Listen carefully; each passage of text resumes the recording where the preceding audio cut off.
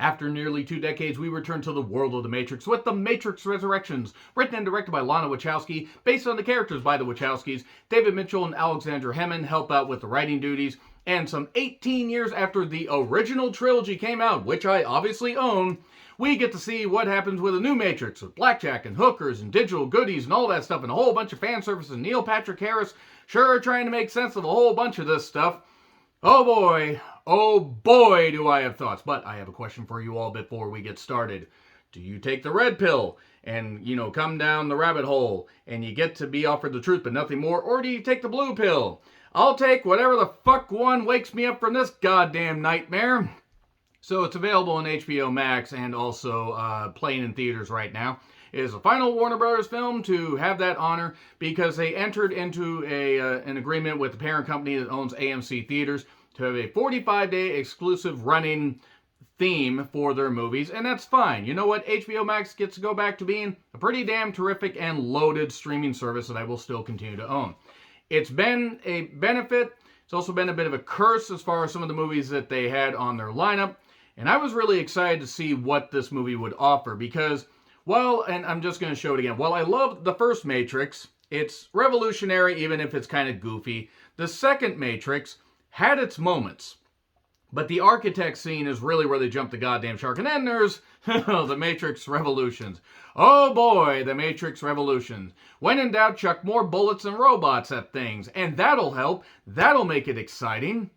So yeah, basically just take that and copy and paste it to this movie with a whole bunch of fan service and flashbacks to remind you, hey, this is what the Matrix used to be, but we're trying to create something new. We're trying to create something great. We're trying to do something good, and my God, this movie was soulless and lacking in everything good. And it's really a shame because Keanu Reeves, Carrie-Anne Moss, Hugo Weaving could not return due to scheduling conflicts. It would have been nice to have him reprise his role as Agent Smith, but you got Lawrence Fishburne wasn't in it for whatever reason. I actually am not totally sure on that. But we got a host of new, characters and everything, and new actors playing old characters. I do want to say that while I appreciate them trying to create new, the original trilogy, while it didn't wrap up perfectly, did have the line at the end, oh, I think we will see Neo again. And it's like, oh, I think we will see him. I'm not sure how we're going to see him. So it left it open-ended. The problem is, I was 22 when the first movie came out, or the third movie came out. I was 18 when the first one came out, and 22 when the third one came out. And I'm like, okay, there's no real reason for this movie to exist, but maybe it'll be fun. Maybe they'll have life and energy to it. Nope, they're just gonna beat you over the fucking head with fan service. Ow, ow, ow. I'm also not going to be one of those people that talks about this movie being woke, because if anybody pay attention to any of the themes and how people can change their appearances and stuff like that, not just in the digital world, considering they were originally the Wachowski brothers, then they were the Wachowski brother and sister, and now they're both the Wachowski sisters, and I'm going to honor that, and everybody else should as well. You are who you are. And if you truly feel like you're somebody else trapped inside, then be who you are and be you. As long as you're cool with everybody, it's fine, because you really should be who you are. And that's kind of what The Matrix is supposed to be. Be who you are.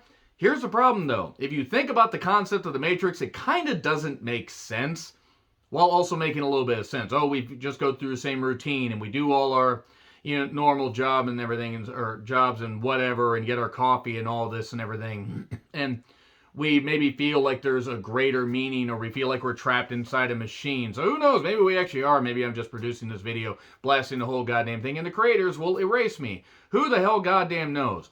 The thing about the first, or the original trilogy, and I'm going to keep going back to that, is it wrapped it up about as well as it could, because it ran out of steam by the architect scene, and the third movie is just fucking dire. It's just really dire.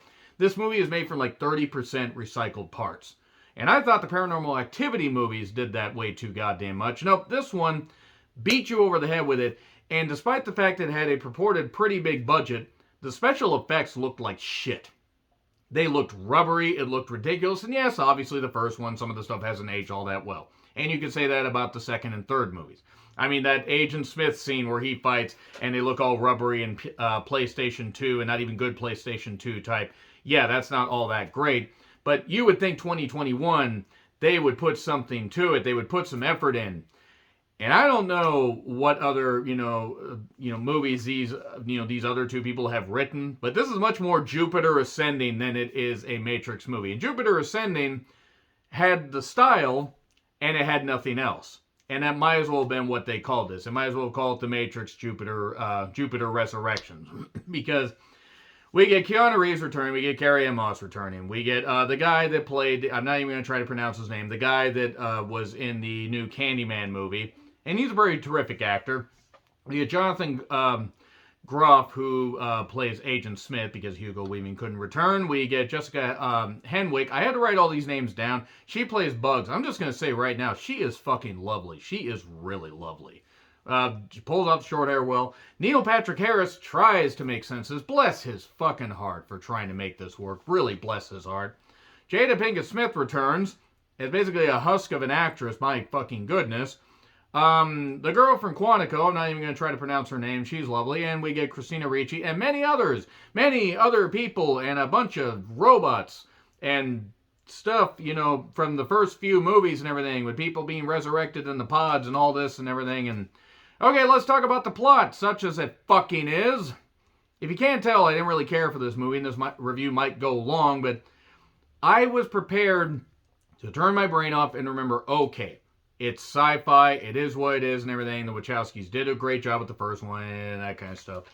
But maybe, even though Lana returned, and her sister didn't, maybe, just maybe this can be good. And it literally felt like we were just trying to recreate something that was basically not able to be recreated properly. Anytime you try to go back to that well, you're going to end up poisoning the well. And then you're going to be drawing water from a poisoned well, and you're going to be poisoning the viewers and everything, and you're not going to make people want to see a goddamn new movie. So, there's Bugs and Seek, and they're two people that are observing these recreated scenes. It looks like old code, but this seems familiar. And oh boy, is that a goddamn running theme throughout this whole movie.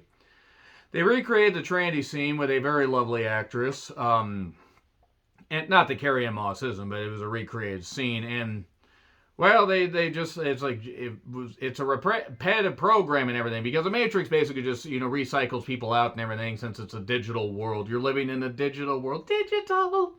And they're watching this stuff, and, well, it's there's old code, it's old code, but something's wrong and everything. This isn't how it's supposed to happen.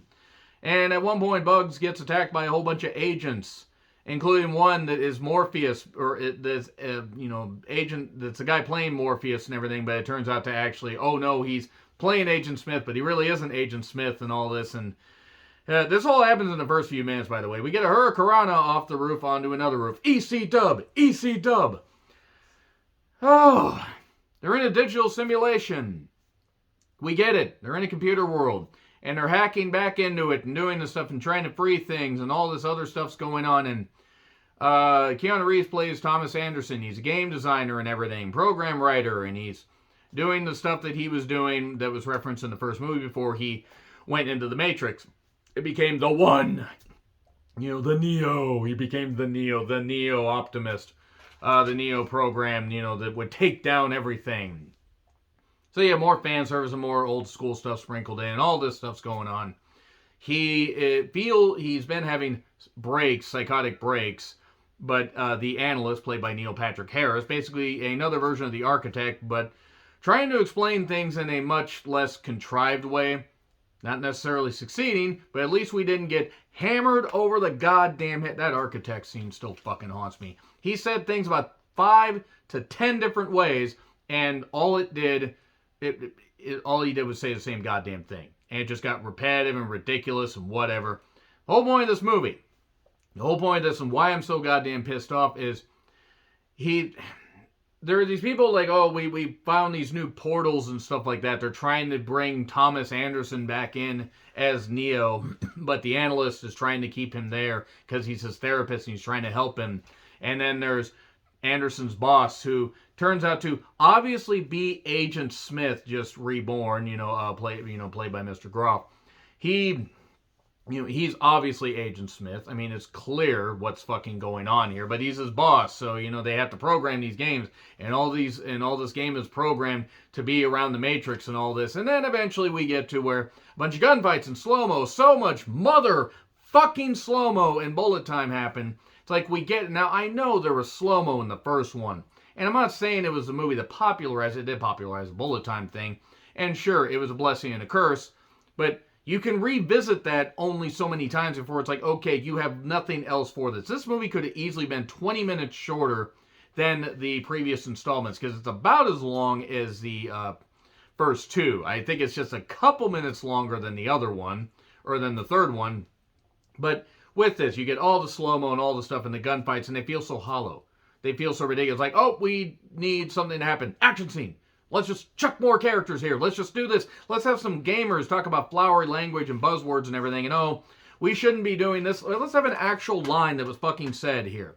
Neo, by the way, or Thomas Anderson, his prescription is all the blue pills. Because the blue pills keep you wrapped up in this world and controlled.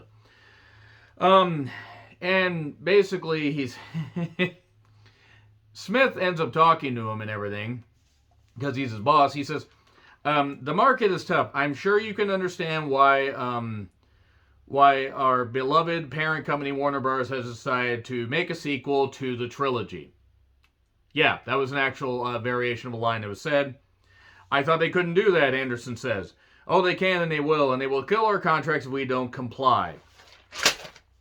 That was an actual fucking line said in this. Yeah, we get it. You're trying to be meta. Here's the thing. You're not meta at all. You're just struggling to find stuff and create new and everything. And I guess what was so frustrating about this is the movie tried to sound smarter than it actually was.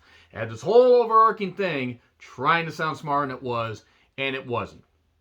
So maybe Anderson's going to go back to Matrix. Obviously, if you've seen the movie, you know what fucking happens. And, obviously, if you've seen the trailer, yes, he would have to go back to the Matrix. But he has to rescue Trinity. And he sees her in the real world. Rob Thomas is still waiting for the real world to stop hassling him. But that's another story for another day. And they meet, and it's obvious there's still a connection and everything, even if they don't quite understand it. Oh, he knows her, but maybe he doesn't know her. And she knows him, but maybe she doesn't. She has kids and a husband and all this. And it's a digital simulation. It's all this stuff. And the guy playing Morpheus really tries, and they try to recreate a whole bunch of scenes. They don't fucking work, and it just gets worse and worse and worse, and just goes on and on and on. And on and on. Do, do, do, do, do. And on and on. Do, do, do, do, do. And on and on. Okay, I'm done. This was painful. This was really fucking painful, and I gave it a chance for about an hour. And it just started to lose me. And it just started to get to where it didn't have anything new to offer. So it kept going back to that well of the trilogy and everything. But there was no water left in it. Samara's corpse from the ring was all that was left. That's a bit dark. She was crawling out and saying, stop, 7 days. She wasn't saying it like that. The whole point is this movie just continued to be agonizing and ridiculous. It was much more the Matrix Revolutions than it was the original Matrix. Now, granted, you can't absolutely make something that was so, even if it wasn't the most wholly original thing, it felt original and it felt fun and it felt breezy and it felt entertaining, even if some things haven't aged well. This doesn't feel like it would match up with the first Matrix, even with this technology. And it just got worse and worse and worse. And all the stuff in the jacking in and the recreation of Neo being reborn in the pod and all this stuff. And then they got to figure out all this stuff. But the world has changed. Like the world has changed because John Mayer was waiting on the world to change. And basically just continues to go down and down further into the rabbit hole of doom. And I'm worried they're going to try to make another one. Now, it'll probably succeed. And I'm sure your opinions are going to vary. If you guys like this movie, if you guys thought it compared to the original, or, the original trilogy, that's fine. That's totally fine. I can understand why some people might like this. Me, I personally didn't. I thought it was ridiculous.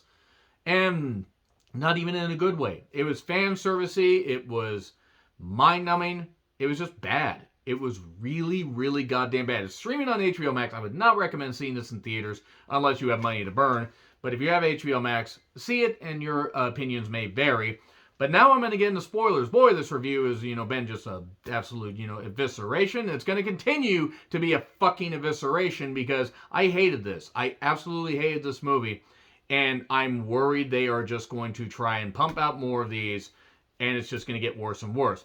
Anyway, spoilers. Let's go into spoilers now. So, spoilers. Okay, so yeah, the analyst is obviously the creator, the head of this whole new program. He's so ass-wipingly evil that he's got blue glasses and everything. Get it? Blue pill? Ha ha ha!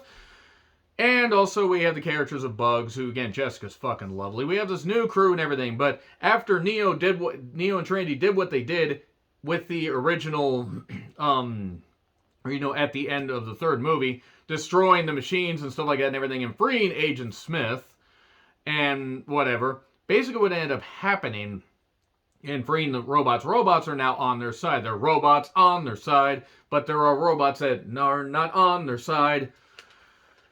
When in doubt, add more robots and explosions and bullets and blackjack and hookers and people that were just there for no goddamn reason. And hey, let's have Agent Smith just say stuff and everything. And even though this guy tried, but it just wasn't the same. And you're trying to do more with, you're trying to do less with more. Or, by doing more and everything, you're doing less. I mean, it's really hard to actually fucking describe it, and I totally butchered that cliche, but... So, basically he ends up getting... These gamers discuss all this stuff and everything. Oh, the Matrix, the Matrix stuff isn't doing as good. What's good about the metaphors and the algorithms, and reboots sell. Yeah, here's the thing. They really don't fucking sell in these days, because, they're gonna do a Scream reboot, or continuation thing, Scream 5 in just a few weeks. I don't expect that to be very good. Some reboots, reimaginings can actually work, but the thing is, the list of reboots that don't work is a lot longer than the list of reboots that actually do work. Reboots are inevitable because Hollywood's out of ideas and just wants to pump out stuff like this. But they do the Morpheus reveal in a goddamn toilet stall. Everybody tries in this movie, but it just seems like they're on goddamn Quaaludes. And the analyst basically is like doing, is trying to keep Neo there, but he can't keep Neo there. And eventually they bring him back. They bring him back in a little pod thing. And, he gets the strings and everything taken off of him. Or, there are no strings on me. And then we get more old footage because we don't have anything. If they had cut out the fucking old footage in the slow-mo, this thing would have been an hour and 40 minutes. And I'm not saying it would have been better. It couldn't have been any worse than it was. And then everybody's kung fu fighting while this force field's fast as lightning because Neo has a force field thing now. He can't fly, but he has a force field. Sensu bean! Anyway, more flashbacks, and we go to the city of Io instead of Zion, because Zion basically got destroyed and stuff like that. And Niobe, Jada Pinkett Smith, she wanted peace. She locks Neo in a goddamn thing. She's like, I can't have this shit happen again. And it does happen. But the Sentinels, the crazy machines never attack them and everything. And then they go, and then they're growing botany stuff there too. They're growing strawberries and everything. Even though it's outside the Matrix and they can grow this stuff, I guess, deep in the earth because the world's still fucked. Does shit be fucked, yo? They continue to just heap on more stuff. They have these weird digital bead things. It's kind of like if the Lawnmower Man and Star Fox had a baby in 2021, and if you get that, you get that. Wait, the giant Star Fox face. The freaking, I forget the name of the villain. Sorry, totally butchered that. The giant face you gotta blast away. Anyway, it's kind of reminding me of that. But Neo is in prison for like 2 seconds, then gets freed, and everybody's free to do what they want, like rescue Trinity all of the time. That was pretty much the last half of the movie. They're trying to rescue Trinity. So, we get a fight around a bunch of like breakable balsa wood stuff. It was kind of like the beginning of Burn Notice, that set, only dingier and dustier. And then some exiles, some people that were other programs and everything and were purged because some people were purged. Like the Oracle was purged. Think of all the good the Purge does. If only this fucking movie had been purged. And then a French guy keeps yelling at them for no goddamn reason.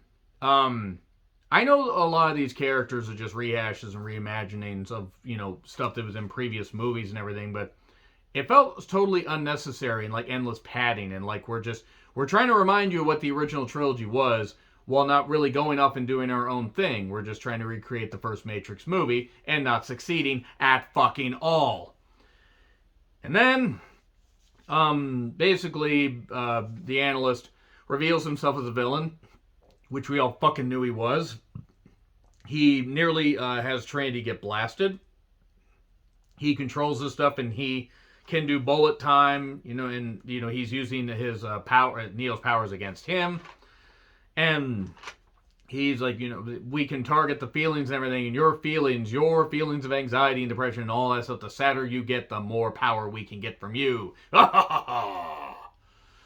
Anyway, so also the girl that was from Quantico, she was a little girl, the little Indian girl that was from, that was talking to the Oracle at the end, Sati, and not Sade. Your love is king. Neo's escape offset the Matrix, and the analyst stopped the reset of the program, because of course it did. See, again, this stuff doesn't really make sense. Let's offset this by resetting it, and then people will just escape more and whatever. So, they're going to have to save Trinity in the most convoluted way possible. They basically find a way to get through this well that can, it's a portal, and they can, get through and unhook her and everything with this winged sentinel that's going to help them and everything. And then they're trying to reason with the analyst, and then Smith shoots the analyst, and we get this thing where Trinity reveals, I wish you would stop calling me that. My name's not Tiffany, it's Trinity. And it turns out that, after they battle through all this and we get more people just swarming, when in doubt, add more digital characters. Just throw more people into the goddamn movie. That's great entertainment. Just get more people. More people are fucking just going here. Smith, because he was freed by Neo, is like, nope, I want to take care of Neo. You're out of here. And he just shoots. The analyst takes more goddamn bullets than, I don't know, just that one character from Fatal Beauty. Remember that? Remember Fatal Beauty? Boy, that was a odd reference. The chase is on. It's on the streets while Trinity and Neo go away. Then they get on a roof. And then they're going to stop. And then they're going to jump. Because, Van Halen told might as well jump. They jump. There's this helicopter. They blew up about 18 helicopters in this. This helicopter's going to shoot them. And then they're floating. And then suddenly Trinity can fly. Trinity's the one now. Big shock. What a twist. And then they end up getting jacked back out. And then jacked back in to confront the analyst. She kills him a few times. Resurrects him and says, we're going to basically create this world in our image and everything. And you don't control shit anymore. Or maybe he does. Who knows? Fuck this. Fuck this movie. One of the worst things this year. Couldn't fucking stand it. Couldn't fucking stand it at all. I hate this movie. Watch these. Watch these. They're better. They have life and energy. And they don't feel so soulless. Okay, maybe the third one. But still. This one just feels soulless and ridiculous and bad. But again, if you guys like it, that's fine. I totally understand if people like this movie.